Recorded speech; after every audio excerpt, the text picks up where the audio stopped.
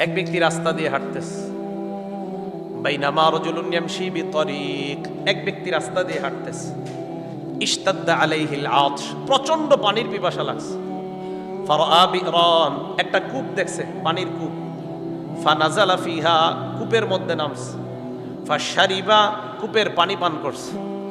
সুম্মা খরাজা, এরপর কূপ থেকে বের হয়েছে।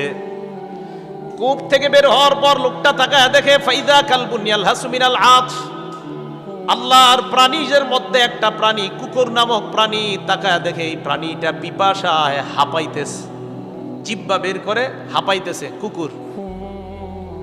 রাসূল আকরাম সাল্লাল্লাহু আলাইহি সাল্লামের এই হাদিসে যার ব্যাপারে বলতেছে নবীজি, তো বলে ওই লোকটা যখন দেখলো কুকুরটা এরকম পিপাসায় হাঁপাইতেছে, ফাকাল আর-রাজুল, লোকটা মনে মনে চিন্তা করলো, লাকাদ বালাগা হাদাল কালবা মিসলু মা কানা বালাগানি মিনাল আতশ, একটু আগে পিপাসার কারণে আমার যেমন কষ্ট হয়েছে, মনে হয় এই কুকুরটারও পিপাসার কারণে এমন কষ্ট হচ্ছে। উনি আবার কূপের মধ্যে নামলেন, নামার পর মালা খুফাই, উনি ওনার মৌজা পানি দ্বারা ভরলেন।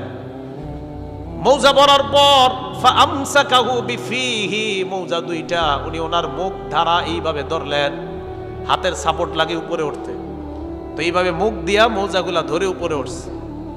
ফাসাকাল কালবা, কুকুরকে পানি পান করায়। আল্লাহ নবী বলেন শাকারাল্লাহু লাহু ওয়া গফারা লা, এই বান্দার এই আমলটার প্রতি আল্লাহ সন্তুষ্ট হয়ে আল্লাহ তার আগের সব গুনাহগুলো মাফ করে দেয়।